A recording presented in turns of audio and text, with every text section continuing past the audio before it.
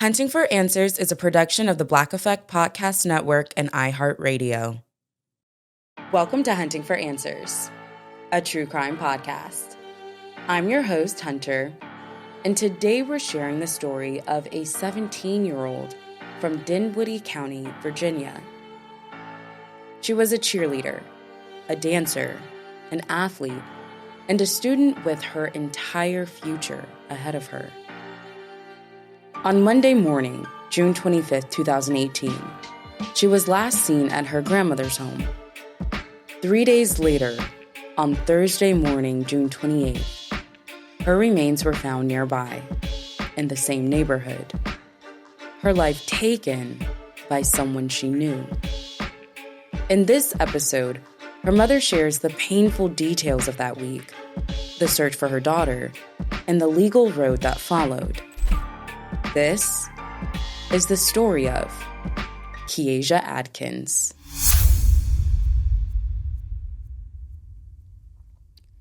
Ke'Asia was just 17 years old, a high school student with big dreams and an even bigger personality. Her mother, ViKisha Smith, describes her as someone who brought energy wherever she went. My daughter was, I don't want to say the life of the party because she was 17, but she was very energetic. Anybody that been around her knows that she's lovable. She was a child of God. She was a very busy young lady. She cheered, she danced, she played soccer, she ran track, she worked at Burger King, she did everything under the sun that you can think of. She was a good girl, never stayed in any trouble, worked a lot and just participated in a lot of activities and loved the people that she's around. Ke'Asia was also making plans and working toward her future. I know we talked about when she graduated, she wanted to go to Howard University. She wanted to become an AKA. She wanted to move to California and open up her own dance studio. So those were some of her goals. So a lot of the things that she was doing in her younger years, she was working towards that. In June of 2018, life was in transition for ViKisha and her daughters. I had recently separated from my husband, so I had just moved back with my mom. I know, 41 years old, moving back with her mom, but I had to do what I had to do to get away from that individual. And within the 2 weeks we were there, um, one morning I had to leave. I'm a nurse, so I had to leave. I volunteered to go in early. So I left about 5-ish in the morning. I got to work a little after 6. Monday morning, June 25th, 2018. ViKisha left for work early. Ke'Asia was still at her grandmother's house. Later that day, ViKisha called to check in. And I just wanted to call her about noon, a little before noon, because she had cheer practice. So I wanted to see who was going to take her. Was it going to be her grandmother or her father? Because she had a car, but she had just wrecked my car, so she didn't want to drive again until she actually got her full license. So and I kept calling that day and calling earlier that day, and I wasn't getting an answer. So anybody that knows me and my girls knew, if I call, you answer. If you can't answer, text, because I was just funny about that. At first, her phone rang. Then, it went straight to voicemail. ViKisha remembered that her nephew was at her mother's house. So I end up calling him and asking him, is Ke'Asia there where where she's at? And he was like, well, she left. I'm like, what you mean she left? And he was like, oh, she left with a boy. So in my head, I already kind of knew something was off when he said she left with a boy because, like I said, my girls communicates with me. She called Ke'Asia's father and asked him to go check. She started her search. She went to check with one of Ke'Asia's cheer teammates. I went to the girl that lived next door because she used to cheer with Ke'Asia. And I knew she had practice that day. So I said, well, if she went to cheerleading practice, at least I would know that because she could let me know. So I ended up asking the young lady, her parents went and got her. And I asked her, I said, but did Ke'Asia come to cheer practice today? She was like, no. We all assumed she was driving at the range, driving her car because she didn't come. Anybody knows she's not going to miss cheer practice. She's never missed it in the how many years she used to cheer since she's been 17. For ViKisha, this was another major red flag. She called police that same day. I said, okay, well, I'm going to fib. I'm going to tell a lie. I'm going to call the police because they have a tendency to say, well, you have to wait a certain amount of hours to report a child, report someone missing. I won't go on for that. I haven't heard from her. I've seen her since 5 o'clock that morning. An officer came and took a report, but the response didn't sit right with her. He was like, well, maybe she went to a friend's house or they're at a party or, the kids just got out of school. I was like, yeah, I hear you, sir, but I know my child. That's not what she's going to do without letting me know. So he ended up going back to Dinwiddie and filing a missing persons report. So I didn't go to sleep that night. I waited up and I waited up for them to call me to let me know something, but they didn't call me back about 8 a.m. So I was like, okay, I'm going to call them. So they end up bringing someone to my home, like 2 other officers. And they started asking more questions, and then they went around the neighborhood and asked more questions. So at that time, they was like, well, we can't say she is like missing or something. So we're going to do like what they said, like a runaway teen or something so they can just make it bigger than what it was. And I'm like, I didn't really care for that because I knew she didn't run away. But okay, whatever y'all got to do to put her picture out there, that's fine. Ke'Asia's photo was circulated widely. The community searched for her, but days passed with no answers. By Wednesday, investigators brought in a canine unit to help piece together what may have happened to Ke'Asia. They came out the day before, and they had a dog. I can't think of the name of it, but it comes out when they search for scents of a person. So that dog came and it took my daughter. I guess it got my daughter's scent and took her up. Her scent was up there by the car wash near my mom's house. So, and it disappeared. And so they was like, well, it seems like maybe she got in a car with somebody. ViKisha says that as police looked more closely into Ke'Asia's disappearance, a young girl in the neighborhood came forward and told investigators she thought she saw Ke'Asia get into a red sedan.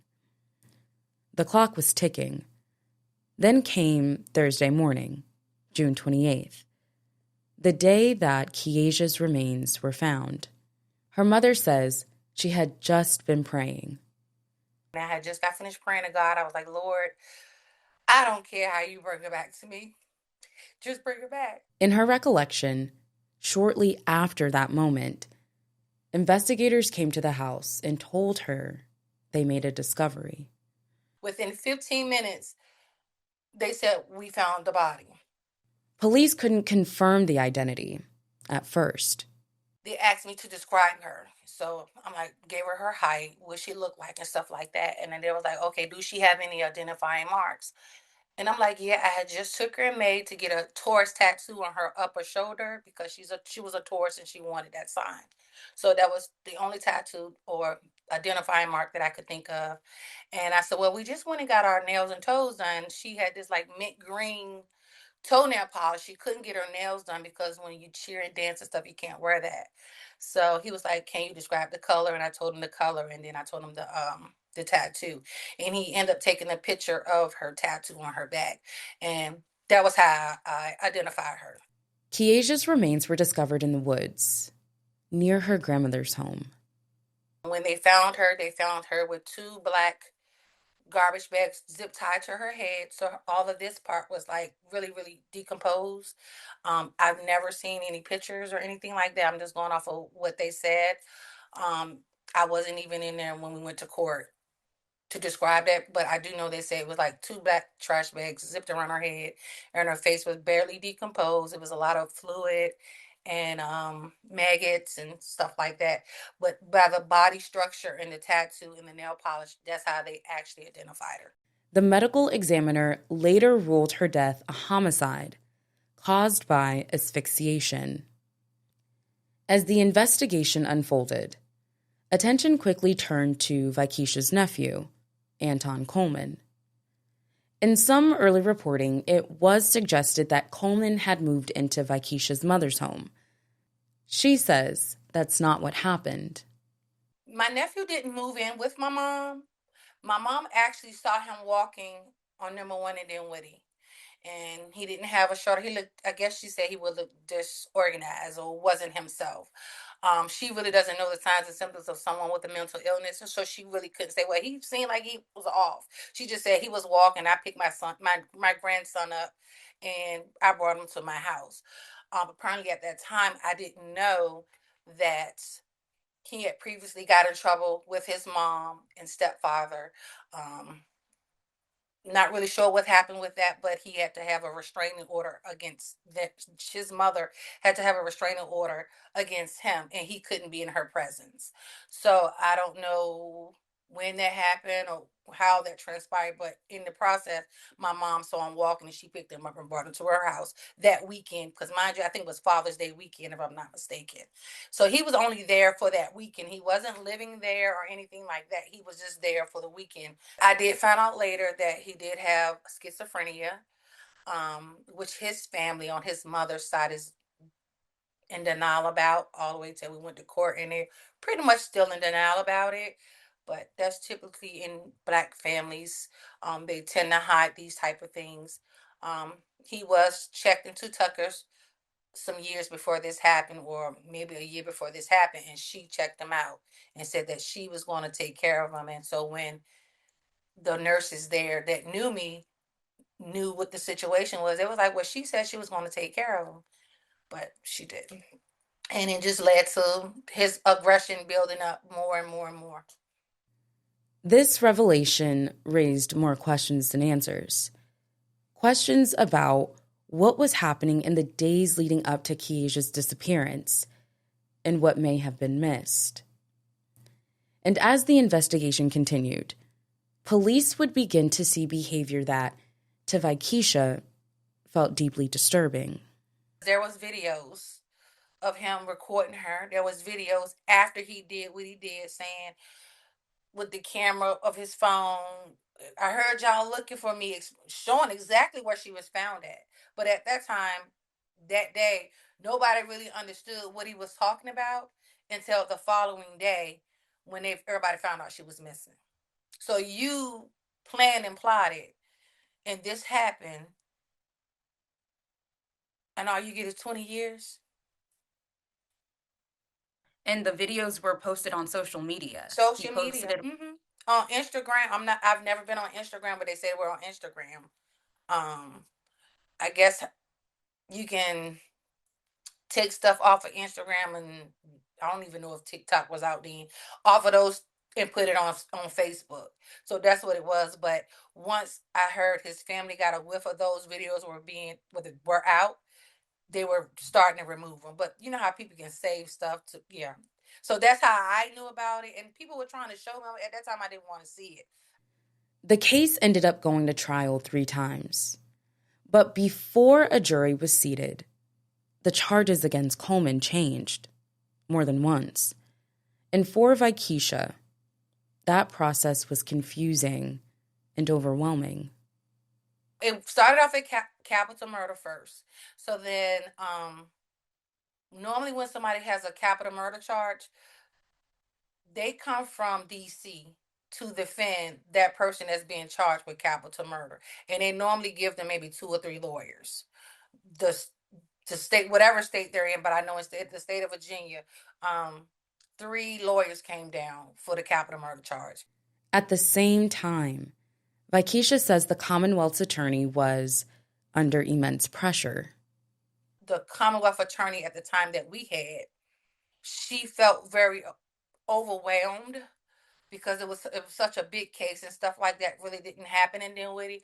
It was a lot for her. She explained it to me and all, and I was like, okay, I understand. Because she said, do you believe in the death penalty? I was like, I don't want anybody to die. He can stay in prison for the rest of his life. For ViKisha, this was about accountability. She was explaining what her needs were versus what mine were. And I kind of understood. I know it's overwhelming. You got to go up against 3 lawyers and it's just you. Then came the request to lower the charge.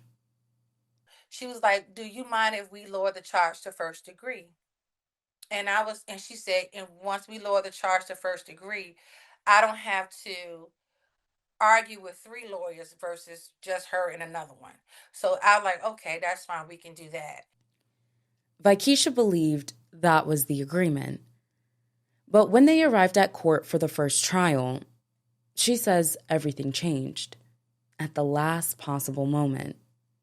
They never got back in contact with me about any of that. So when we go to court the first time, she said, "Well, I gotta let you know something now." This was like 10 minutes before the case started. That they didn't agree with the first degree murder charge. They lowered it down to second degree, and even still, with me lowering it from the capital murder charge, I still have to argue against these three people. So what was the purpose? She says she never was given the chance to push back. You didn't tell me any of this stuff until minutes before the trial. So it's not like I can say, well, no, I want to keep it at capital murder. Now you still have to argue with three lawyers from DC for a lesser charge for a crime that really, in my head, is capital murder or at least first degree. The case would go on to end in 2 mistrials before a jury finally reached a verdict.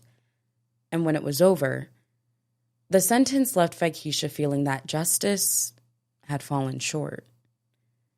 Anton Coleman was sentenced to 20 years behind bars.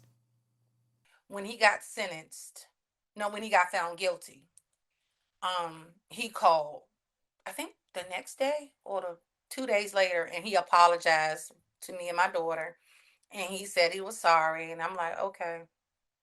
And my daughter was like, well, if you okay with it, then I'll be okay with it. So we was like, okay, thank you, fine. So when we went back to court for his sentencing, which was the following year, I told him I forgave him. I had to forgive him because that's coming from a godly place. I gotta forgive you, So, but he stood up in court and was like, I don't know who killed that young lady, but I didn't do it and I'm innocent. So whatever he said, he like recants it. In the wake of this tragedy, a family was left divided, including a fracture between 2 siblings. Me and my brother, for the first 5 years, we didn't talk. Not saying I didn't love him. I knew he had to be there for his son. Not saying that he was saying that his son was innocent, but that's his child. Of course, he has to be there for him. Like, it's a possibility I may never be a grandmother.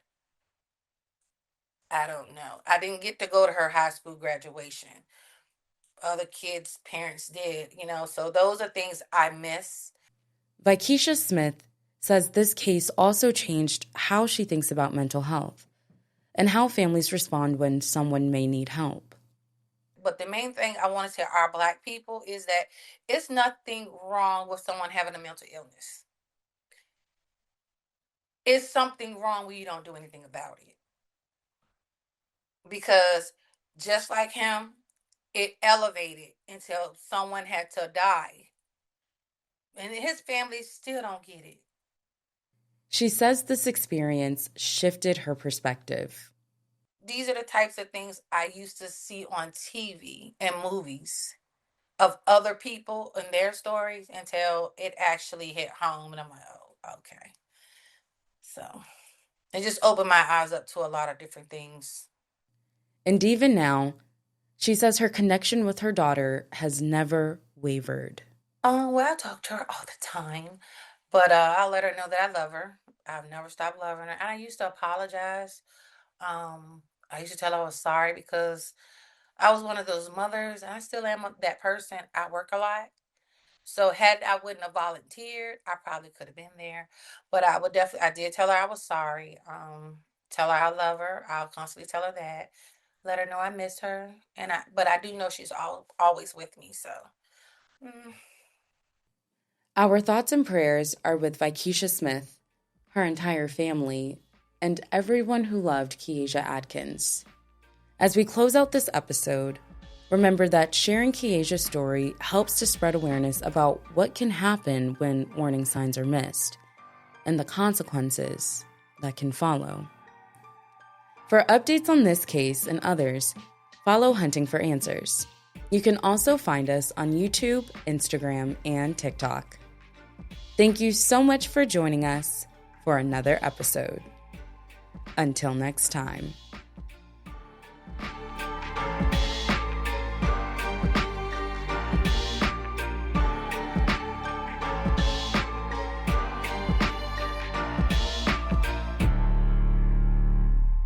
Hunting for Answers is a production of the Black Effect Podcast Network. For more podcasts from the Black Effect Podcast Network, visit the iHeartRadio app, Apple Podcasts, or wherever you listen to your favorite shows.